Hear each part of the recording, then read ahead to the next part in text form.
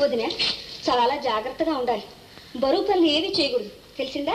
అలాగే వదిన. వెళ్ళొస్తాను అత్తయ్య.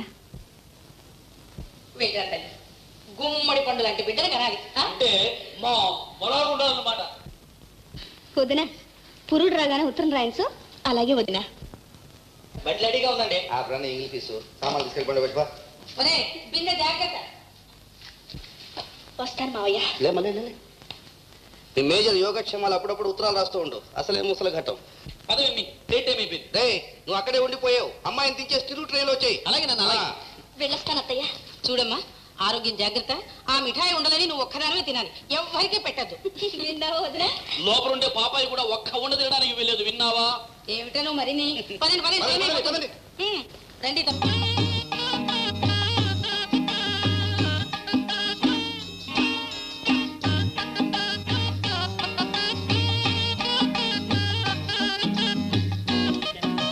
ఈ పౌడర్ రాసుకున్నామంటే సినిమాని థియేటర్లా కావచ్చేస్తాం. ఈ సబ్బెళ్ళెట్టు రుద్దుకున్నామంటే నీ ఒళ్ళు దగదగా మెరిసిపోతాయి. నువ్వు ఈ బిస్కత్తులు తిన్నావంటే ఎన్ని కసరత్తులు చేసినా ఆయాసం నీరసం రాదో.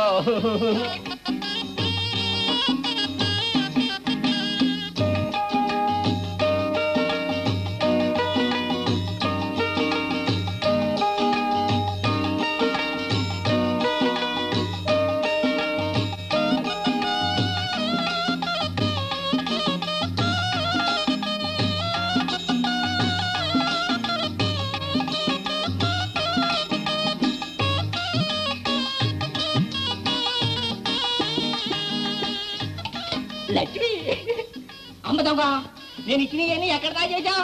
అదేంటి అలా కంగారు పడిపోతావేంటి? ఓహో, మా సావుకారు ఇసురూపం వస్తాడేనా? ఇప్పుడు ఎందుకు వస్తాడు? ఇదిగో పగలంతా అన్నయ్యలు చేసేస్తాడు కదా, అందుకని రాత్రి అంతా జపం చేస్తాగా వెళ్ళిపోతాడు. ఇదిగో పుట్టు తెలగపిండి లాంటి కూడా గట్టిగా పట్టుకుని నొక్కితేనే మనిషి. వదిలిపెట్టేశామా సీమ టపాకాయలు ఎగిరి గంతులేగేస్తాడు. ఇదిగో ఎలుక్కొట్టు లేకనుకో. మీరా ఎలుక్కొట్టినట్రా? కాదు మా మంచి కొట్టేనండి. నా కొట్టే దొరికిందట నీకు వాళ్ళ కాట్లో రామనాథం లాగా అసలే పేరాలు లేక నేను నడుస్తుంటే మళ్ళా నీ మొహం చూపెట్టుకో. పోతానయ్యా, వెళ్ళిపోతాను. నా పొలం నాకు ఇచ్చేసే, మళ్ళీ నీ గడప తొక్కను. నీ పొలం దాని మీద ఉన్న బాకీ నీ బాబుగాడు తీరుస్తాడు అనుకున్నావా? అయ్యి బాబోయ్, జీతము బతిము లేకుండా రాత్రి పగలు గొడ్డు సాకిరీ చేసిన నీ బాకీ తీరలేదా? నీకు దుర్బుద్ధి పుట్టి నా పొలము పుట్రా కూడా మింగేసేసి నా కడుపు కొట్టేద్దామని చూస్తున్నావా? సరే, నేను ఇయ్యాలే సొసైటీ ఫండ్ ఆఫీస్కి వెళ్ళి అప్పట్టుకొచ్చి నీ బాకీ అనా పైసలతో సహా తీర్చి పారేస్తాను, అంతే. పెద్ద నిజాతీ పరుడు బయలుదేరాడు. రాత్రి పూట నా కొట్లో దొంగతనం చేస్తే పర్వాలేదు, పో అక్కడంతా నీ బాబతలే సరిపోతుంది, పో.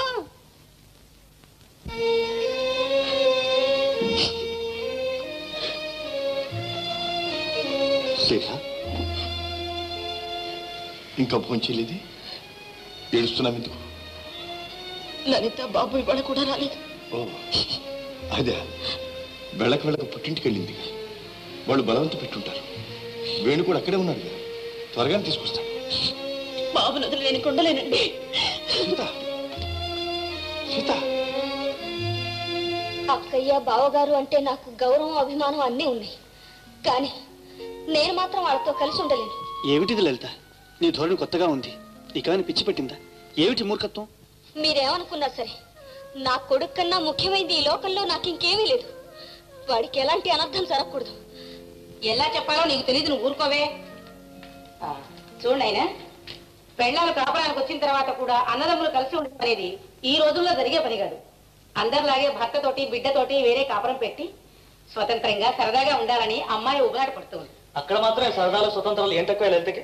అవన్నీ ఆడవాళ్ల గొడవలు, నీకు తెలియవు. ఆస్తి పంపకాలు, వేరింటి కాపురాలు అనేవి ఆడవాళ్ల మనసుల్లో తలెత్తడం సహజం నాయనా. మా వదిన చాలా ఉత్తమురాలు. అలాంటి అల్పగుణాలు ఆవిడలో కానీ మా అన్నయ్యలో కానీ లేవు. ఎవరు ఎలాంటి వాళ్ళో ఎవరికి తెలుస్తుంది? వాళ్ళ జాగ్రత్తలో వాళ్ళు ఉండడం మంచిది. ఏమంటారు? నువ్వు ఇలా ఆలోచిస్తూ కూర్చుంటే ఏం లాభం లేదు అల్లుడు.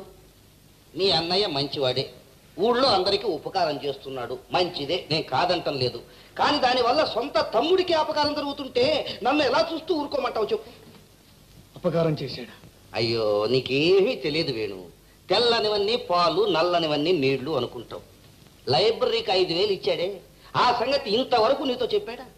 పోనీ అది వదిలేద్దాం. పాఠశాలకు స్థలం ఇచ్చాడు, ఆస్పత్రికి స్థలం ఇచ్చాడు, బోడిముండా కోఆపరేటివ్ సొసైటీకి కూడా స్థలం ఇచ్చాడు. ఈ దానాలు చేసిన స్థలాలన్నీ ఎవరివి అంట? మావే. మావే.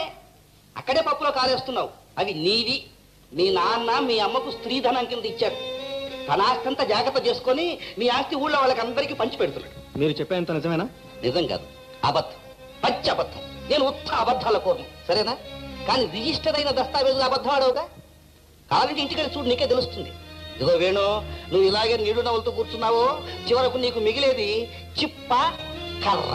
మామయ్య, నిజం ఎప్పుడూ చేదుగానే ఉంటుంది నాయన. కానీ మీకిద్దరికీ తండ్రి ఒకడైన తల్లులు మాత్రం వేరు.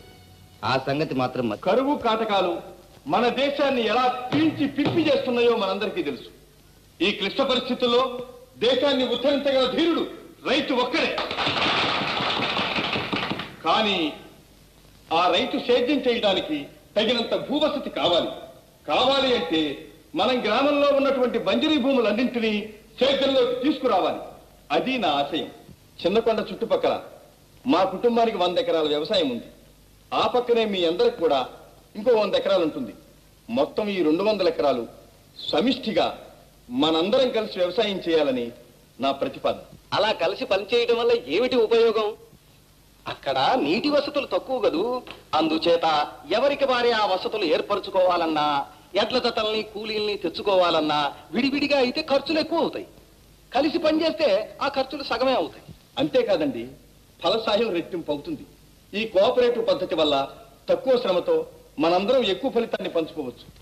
అంతేకాకుండా మన వ్యవసాయానికి అవసరమైన పనిముట్లు అంటే ట్రాక్టర్లు, ఎరువులు అన్నీ మనకు అసలు ధరకే లభిస్తాయి. పంట చేతికొచ్చిన తర్వాత ఖర్చులన్నీ మినహాయించి దామాషా ప్రకారం ఫలితాన్ని పంచుకోవచ్చు. ఈ పద్ధతి బాగానే ఉందే. అవును, కలిసి ఉంటేనే ఈ సౌకర్యాలన్నీ మనకు అందుబాటులో ఉంటాయి. అయ్యా ప్రెసిడెంట్ గారు, మేమంతా అంగీకరిస్తున్నాం. తమరే దీనికి కూడా బాధ్యత వహించి నడిపించాలి. అన్నిటికీ నేనే బాధ్యత వహించాలంటే ఎలా? మరీ మొహమాట పెడుతున్నారు.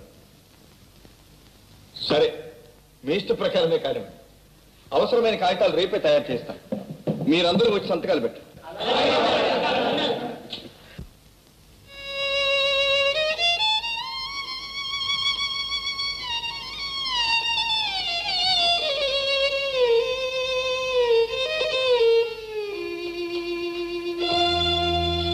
వచ్చావా వేణు?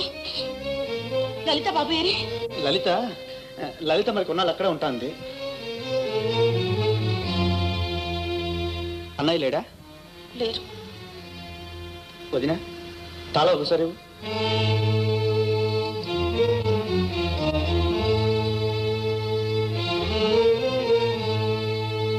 వేణు, అసలు ఏం జరిగింది వేణు? ఏం లేదు వదినా.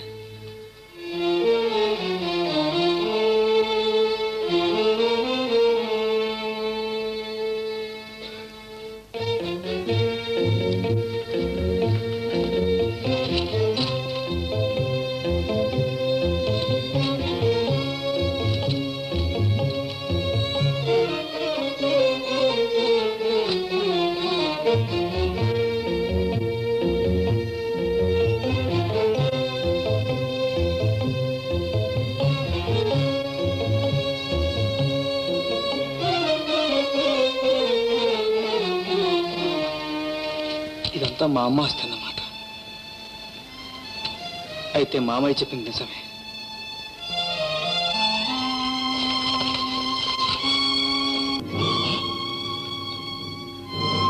భాగం పంచమన్నాడు.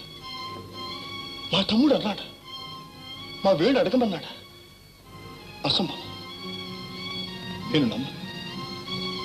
తరతరాల నుంచి ఉమ్మడిగా వస్తున్న కుటుంబం మాది. కలిసిమెలిసి ఆనందంగా ఉండటమే కానీ ఆస్తులు పంచుకోవటం మాకు అలవాట్లేదు. సరిగ్గా నేను అదే మాట అన్నా. అయినా వింటేగా, అతని పొట్ట అతంతే. అసలు వాడికి బుద్ధి ఎందుకు కలిగింది? ఏమో, నిన్నటిదాకా నిక్షేపంలాగా ఉన్నాడు. నిద్ర లేచి ఈ పాట మొదలు పెట్టాడు. ఏమైనా సరే పంపకాలు జరిగి తీరాలని. నాకేదో భయంగా ఉంది. తమరు వచ్చి ఒక్కసారి తమ్ముడితో మాట్లాడకూడదు? మళ్ళీ చెప్తున్నా, పంపకాలు అనేవి మా కుటుంబంలో జరగడానికి వీల్లేదు. అయినా వాళ్ళు వచ్చి నాతో ఒకసారి మాట్లాడమని చెప్పండి. సరే, నేను మాత్రం ఏం చేస్తాను? ఈ మాట అక్కడ చెబుతా.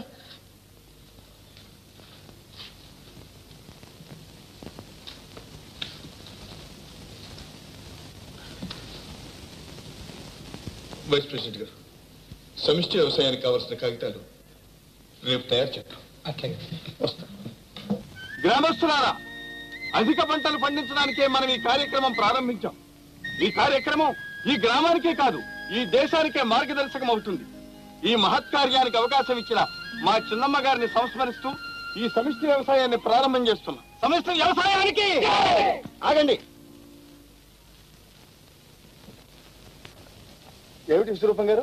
ఈ పొలం వేణు తల్లి గారిది. అవును, అది అందరికీ తెలుసు. అందుకని అడుగుతున్నా, ఇందులో ఉమ్మడి వ్యవసాయం చేయడానికి ఎవరిచ్చారు మీకు అధికారం అని? ఇది మా తమ్ముడు పొలం.